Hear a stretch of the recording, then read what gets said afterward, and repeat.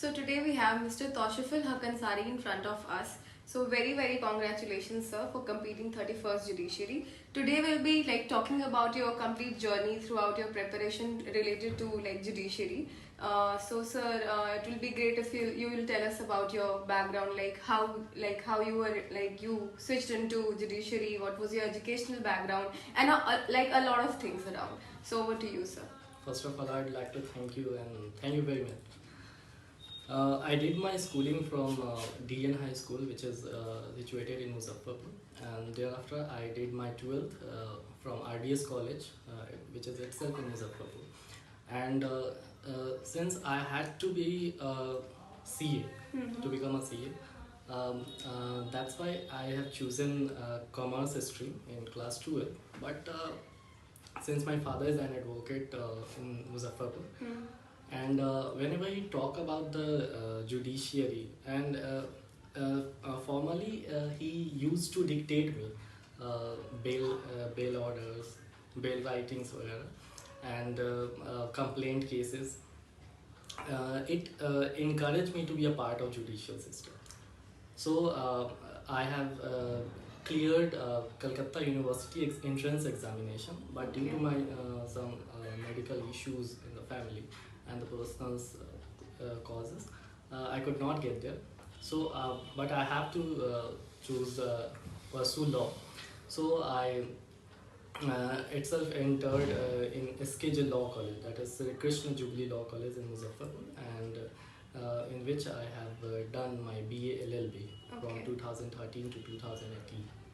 And so before we talk about your college journey, so since you said that you were in commerce stream, so it was not always there you always wanted to be a judge or enter into legal fraternity. Like it was not that prepared कि आपको law ही करना है. So it is your father who inspired you to pursue law. Apart from that, sir, so how was your college journey there? From the first day of my college, there's a back in mind that I have to be clear judge. Judges exam. So it was there कि आपको judge ही बनना है, because there is a lot of you have a lot of choice when you enter into legal fraternity, and since your father is also like a advocate, so he's practicing if I'm not wrong. Yeah. So आपके पास वो भी एक option था कि आप अपने father के साथ, because that seems easy क्योंकि आप second generation होते हैं अपने family में, second generation lawyer, so that would be easier for you, but then still you choose to be a judge. तो वो क्या है sir? लेकिन जैसे ही मतलब जब भी बात होती थी जुडिशियरी की, तो मेरे पापा क्या करते थे कि वो मुझे बताते थे जज के बारे में और कोर्ट रूम के बारे में. तो वो जब भी मतलब बिहार में जनरली जज को हाकिम कहा जाता है और हाकिम से जनरली जाने जाते हैं, तो वो जब भी हाकिम के बारे में बताते थे उनके चेहरे पे बहुत प्यारी स्माइल होती थी. तो उस वक्त से मेरे बैक ऑफ द माइंड में था कि मुझे जज बनना है, और उस वक्त से मैंने first year of the college से मैंने तैयारी शुरू की, सेल्फ स्टडी ही किया, और फिर बाद में कामेश्वर प्रसाद सर के पास मुझे आने का मौका मिला. मैं आई थिंक मैं 4th ईयर में था तब सर के पास आया, और सर ने मुझे बहुत हेल्प किया, जिसकी वजह से मैं आज यहाँ पे. So you started your preparation in your 4th year. जब आप 4th year में थे कॉलेज के, तभी से जुडिशरी के लिए मतलब प्रिपरेशन स्टार्ट कर दिया था. जी बिल्कुल. Okay, so again switching up to the very important question कि आपने आपकी prelims की तैयारी कैसे करी? Like what was your strategy throughout? आपने कैसे चीज़ों को figure out किया? Like since there is there are a lot of subjects, GK है, GS है, including all legal subjects. So what was your strategy? Like this will be very fruitful to our viewers कि मतलब आपकी strategy क्या थी? आपकी अपनी personal strategy क्या थी? आपको institute से क्या मिला? आपको आपके mentor ने कैसे guide किया? So tell us about this. Since there are 3 stages of the Bihar Judicial Service examination, and there are different approach of all the 3 stages. If I would like to talk about the prelims stage, the candidate have to go through the singles questions bank, previous year questions bank. So you followed single का question bank completely. जी. And there is also a book M.A. Rashid. Okay. वो MCQ से deal करता है generally, तो उसका भी मैंने प्रैक्टिस किया था. और सर का नोट्स जो कामेश्वर प्रसाद सर. नोट्स मतलब it is provided back from the institute. या तो वो सर का नोट्स बहुत अच्छा है, और मैंने थ्रू आउट द तैयारी के दौरान मैंने पूरा सर के नोट्स ही से पढ़ा है। अच्छा। सो और ऑब्जेक्टिव्स आपने ऐसे सिंगल्स वगैरह से बनाए? सिंगल और एम आशिफ की किताब आती है वो। अच्छा।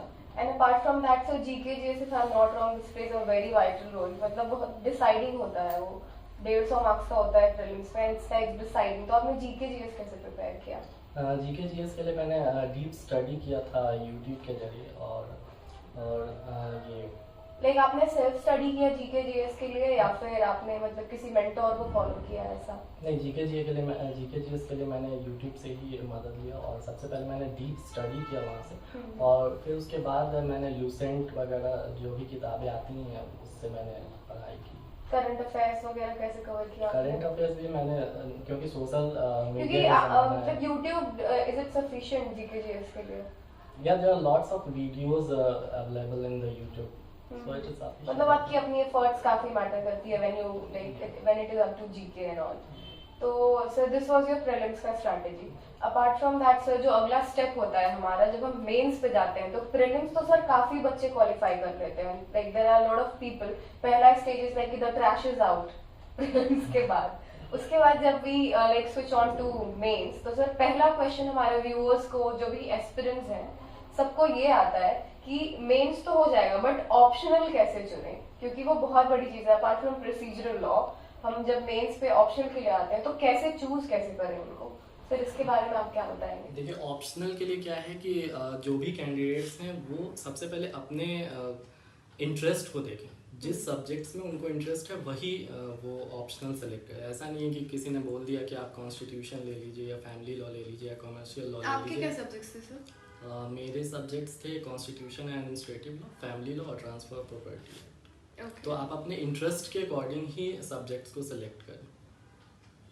और आंसर राइटिंग एंड ऑल इनके बारे में आप कुछ कहना चाहेंगे? लाइक कैसे प्रिपेयर करें? लाइक ऑप्शनल ले लिया, ऑप्शनल लेने के बाद चीज़ें आती हैं कि आंसर लिखना तो लाइक सबको ही लिख लेते हैं, बट द थिंग इज कि एक proper framework, there is a requirement of proper framework, you have to write answer in that particular time, then only the one like you are the one who can like switch on again to the next step of the examination. तो sir उसके बारे में कुछ tips बताना चाहेंगे आप? When I was in the coaching in the Kautilya Law Academy, Sarva used to provide the answer writing itself, and he dictate how to write mains answer writing, and that helped me a lot. और उसके बाद भी मैंने खुद से घर पे ही self study किया और वो आंसर राइटिंग प्रैक्टिस किया करता था, क्योंकि आंसर राइटिंग बहुत ज़रूरी होता है इस एग्जामिनेशन में। और सर ये आंसर राइटिंग के अलावा sir like how far I know कि टेस्ट सीरीज एक बहुत इंपॉर्टेंट चीज़ है जो बहुत ज़्यादा बेनिफिशियल होती है, which actually helps you to know कि आप कितने पानी में आ रहे हैं। तो सर टेस्ट सीरीज के बारे में आप कुछ बताना चाहेंगे व्यूअर्स को कि कितना इंपॉर्टेंट है? यूजुअली क्या होता है कि people like there is a fear कि टेस्ट सीरीज में बैठने पे कैसे मार्क्स आ रहे हैं, क्या हो रहा है, नहीं हो रहा है। तो sir anything about to say about like test series? See practice makes a man perfect. That's true. तो मैंने क्या किया, सर के यहाँ टेस्ट सीरीज ज्वाइन किया था और सर जो भी मैं आंसर राइटिंग करता था, सर उसको इवेलुएट करके आपके लूप होल्स को बताते थे कि ये यहाँ पे ये गलती है, ऐसे राइटिंग प्रैक्टिस करनी चाहिए, यहाँ पे केस लॉज की ज़रूरत है। तो एक्चुअली मुझे बहुत सपोर्ट मिला कामेश्वर प्रसाद सर से टेस्ट सीरीज के दौरान। इसके बाद सर बहुत ही इम्पोर्टेंट रोल प्ले करता है interview, like when you are done with prelims mains, then the most deciding one जहाँ पे लाइक मतलब सारी स्किल्स तो आपकी टेस्ट हो चुकी है, तो जो इंटरव्यू के लिए है सर सबसे पहले तो sir we actually want to know कि how was your interview? My interview was good. Actually, my interview was on the first day. Okay. And I was second or third candidate when I entered in the interview room. So how was your feeling सबसे पहले तो like क्योंकि it's very like most of the people, I think not most of the people, everybody is like very nervous. वो जो 5 minute होता है enter करने के पहले, how was your feeling? आपको क्या लगता है कि क्या सारी चीजें हैं जो आपके दिमाग में होनी चाहिए, क्या नहीं होनी चाहिए? Sir please tell us about that. देखिए, हर इंसान सबसे पहले जब इंटरव्यू फेस करता है तो उसको नर्वसनेस होती ही है। तो इससे पहले मैं राजस्थान जुडिशियल सर्विस एग्जामिनेशन का इंटरव्यू दिया था, At that time I was appearing candidate in the year 2019. तो आपने राजस्थान भी क्लियर किया था इंटरव्यू तक? जी। Okay, congratulations for that as well. Thank you. उसके बाद मैं यहाँ गया तो सबसे ज़रूरी चीज़ इंटरव्यू में है कि आप काम रहें। सबसे ज़रूरी चीज़ है आप काम रहें और कोई भी क्वेश्चन आए उसको आप इजीली टैकल करें। ये नहीं कि नर्वसनेस होके आप उसका कुछ भी जवाब ना दें। अगर आपको कोई आंसर नहीं आ रहा तो आप पोलाइटली सॉरी बोलें। कभी भी किसी चीज़ को फंबल तरीके से उसका आंसर नहीं करना है। तो ये सब ज़रूरी चीज़ें हैं इंटरव्यू के लिए। सर आपके क्या क्वेश्चंस थे? लाइक बस लीगल क्वेश्चंस पूछे जाते हैं या फिर like out of the way, मतलब आउट ऑफ सिलेबस भी क्वेश्चंस होते हैं या फिर बस लॉ से ही रिलेटेड होते हैं? कितने देर का इंटरव्यू होता है? एक्चुअली जनरली इंटरव्यू 10 से 12 मिनट की होती है और मेरे से सबसे पहले जूरिस्प्रूडेंस से रिलेटेड क्वेश्चंस पूछे गए। Sir, I would like to interrupt here. I'm so sorry for that. Since jurisprudence is not a subject in Bihar judiciary, तो सर आप इसके बारे में क्या बताना चाहेंगे? देखिए, मैं जो भी कैंडिडेट्स इसकी तैयारी कर रहे हैं, जो भी एस्पिरेंट्स हैं, वो apart from the syllabus they have to study jurisprudence, IPC and all other laws. Other which laws is like Juvenile Justice Care and Protection of Children Act 2015, protection of domestic of violence, protection of women from domestic violence act, and other legal developments they have to go through. Okay, like जो subjects आपके मतलब syllabus में नहीं है Bihar judiciary में, apart from that can also be asked in your interview. आपको मतलब legal developments आपको आपके knowledge में होनी चाहिए। मतलब आपके basics strong होने चाहिए, ऐसा नहीं कि just syllabus. Okay. तो सर मतलब since like you obviously you did very well interview, तो सर आपने इंटरव्यू के भी क्लासेस किए होंगे, लाइक जो भी सेशंस चले होंगे सर, तो उसके बारे में थोड़ा इलाबोरेट करिए। क्योंकि मैं मुजफ्फरपुर से हूँ और सर यहाँ पटना में क्लासेस लेते थे और सर का मैं बहुत शुक्रगुजार हूँ कि सर ने ऑफलाइन और ऑनलाइन दोनों कंडक्ट कराया था इंटरव्यू। तो मैं ऑनलाइन के ज़रिए सर के पास जुड़ा था और ये मुझे बहुत हेल्प किया। तो आपने इंटरव्यू सेशन पूरा प्रॉपरली किया यहाँ पर? और मुझे कहीं से तो भी पता चला था ये चीज़ कि आप लाइक काफ़ी मोटिवेटेड रहे हमेशा सर से। सर ने आपको काफ़ी मोटिवेट किया और आज से नहीं, काफ़ी सालों पहले सर ने शायद आपको प्रेडिक्ट किया था ये चीज़। तो लाइक अगर आप ये अपने व्यूअर्स को बताएंगे तो ये काफ़ी इंस्पिरेशनल होगा सबके लिए। Yeah, that was an interesting fact. Generally, on the day of Teachers' Day, generally the students praises the teachers. Yeah. But on 2018, 5 September 2018. You still remember the date and year, everything? That was a big day for you, like. तो उस दिन sir ने क्या पूरे class में मतलब मेरी तारीफ की थी कि ये 31st बिहार जुडिशियल सर्विस में ये कम्पीट करेंगे, ये हमारे फ्यूचर फौजी हैं। तो वो वीडियो मेरे पास था और मेंस के दौरान बहुत सारा कोरोना था और कोरोना के बाद बहुत सारा पोस्टपोन भी हो रहा था एग्जाम। मतलब काफ़ी डिप्रेसिंग होती है चीज़ें, मतलब एक टाइम आता है कि यू स्टार्ट फीलिंग लो। जी, और फ्रस्ट्रेशन भी होती है उस दौरान। तो मेरे पास वो वीडियो था, मैं अभी भी उसको गूगल ड्राइव में मैं सेव करके रखा हूँ क्योंकि जनरली गैलरी में डिलीट वगैरह हो जाती थी, तो गूगल ड्राइव में था।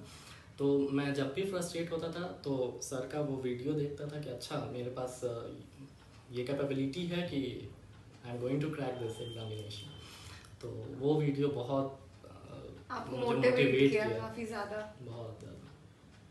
Okay sir apart from that ये सारी जो मतलब चीज़ें हैं, पढ़ाई, आपकी स्ट्रैटेजी, ये सारी चीज़ें it is there, no doubt it is there, but then आपके जो स्पिरिचुअल गुरु होते हैं like your parents, your mentor, तो उनका एक बहुत बड़ा रोल होता है हमारे किसी भी चीज़ में। It's not only just success का कोई डेफिनेशन नहीं है as such, but then life में जो आपकी जर्नी है उसमें जो मतलब लाइक आपके जो मतलब जो आपके बैकबोन बन के रहे हैं, आपके टीचर्स, पेरेंट्स, तो उनके बारे में अगर आप कुछ बताएं before like we take switch off to the interview. I would just like to tell you about that कि आपके पेरेंट्स, मेंटोर्स, उनका क्या रोल रहा है इसमें। जिंदगी में success is not final and also failure is not factor. The only thing which counts is your courage, continuing courage. Very true. तो मेरे जीवन में बहुत सारे लोगों का कंट्रीब्यूशन कर रहा है। शुरू में ही मेरे फैमिली का, मेरे फादर, मदर्स, मेरे सिबलिंग्स का, और फिर मेरे कॉलेज के टीचर्स, और यहाँ मैं जब 2018 में आया तो सर का। तो मेरी ज़िंदगी में बहुत लोगों का कंट्रीब्यूशन था। मेरे जो ब्रदर इन लॉ हैं, जो डॉक्टर फरमान अली, उनका भी बहुत बड़ा रोल रहा है मेरे इस सक्सेस में। ओके सर, तो मतलब काफ़ी सारे लोग हैं आपके सक्सेस के पीछे, एंड देन ऑब्वियसली सर आपकी मेहनत। तो सर आप 2 लाइन बोलना चाहेंगे लाइक जो हमारे नए एस्पिरेंट्स हैं जो प्रिपरेशन कर रहे हैं, उनके लिए कुछ प्रो टिप्स अगर आप देना चाहें कि उनको क्या ध्यान में रखना चाहिए? देखिए, आप लोग 4 चीज़ें हमेशा ध्यान में रखें। एक परसिवियरेंस और consistency, hard work and patience. आप हमेशा पढ़ते रहें, फेलियर आपको मिलेगी तो वो फेलियर को आप सीढ़ी बनाएं। एक मिर्ज़ा गालिब का शेर है, मंजिल मिलेगी भटक कर ही सही, मंजिल मिलेगी भटक कर ही सही, गुमराह वो हैं जो घर से निकले ही नहीं। Very nice. Okay. So thank you so much, sir, for your precious time here. It will always be our pleasure to have you here. Thank you so much for your Thank you time. very much. Thank you.